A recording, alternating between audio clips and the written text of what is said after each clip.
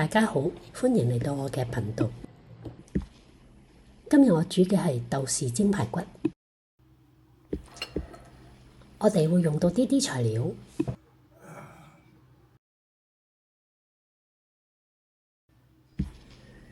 乾葱頭同埋蒜頭，我哋將佢切碎佢。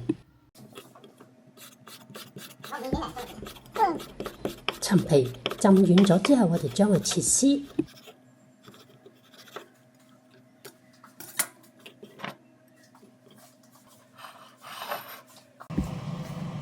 我哋先嚟做一個蒜油，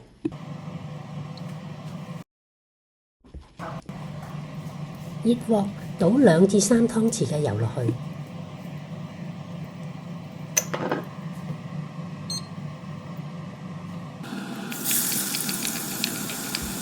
倒入10克嘅蒜蓉，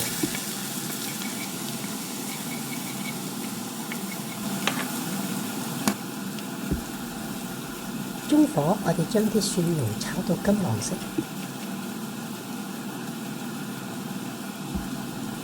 跟住將佢倒出嚟備用啦。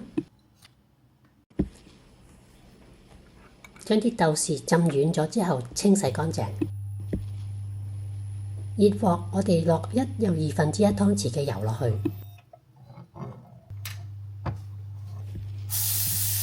將蒜蓉同埋乾葱碎倒入去，炒勻。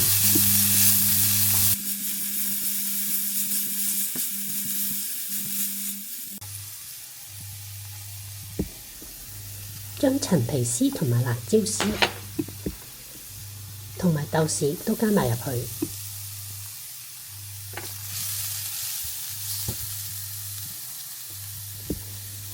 仲有半個茶匙嘅糖，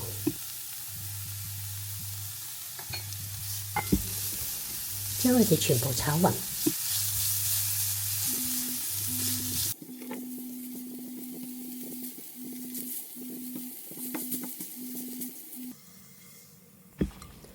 炒咗大概2至3分鐘之後呢，將佢倒落去蒸碟裏邊，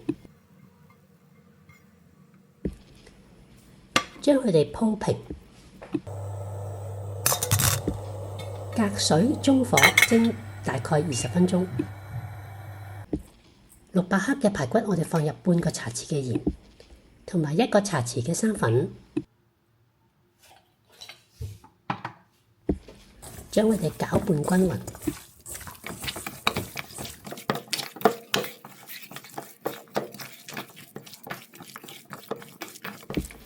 我哋將啲排骨嘅血水清洗一下，喺水裏邊我哋繼續攪洗佢幾次，直到洗到排骨乾淨。將排骨拎佢出嚟，然之後擎乾水。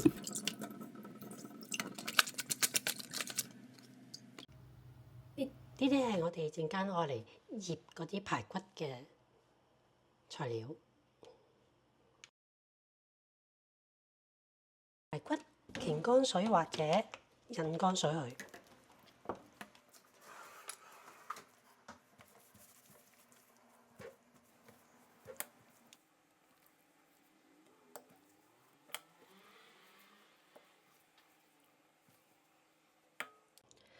將鹽、糖同雞粉倒落去，跟住啲豆豉醬倒埋落去。仲有生粉，然之後我哋將佢全部攪勻去。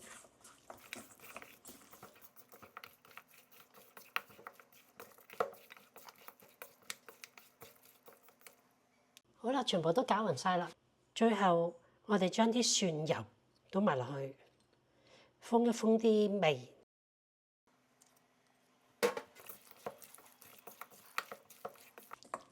全部都攪勻晒之後呢，我哋就擺喺度醃佢最少半個鐘，等佢入下味先。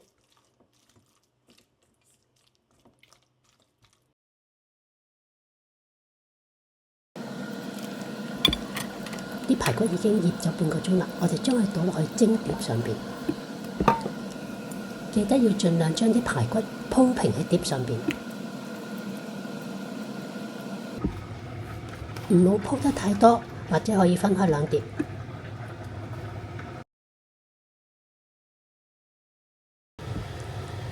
火蒸大概12分鐘。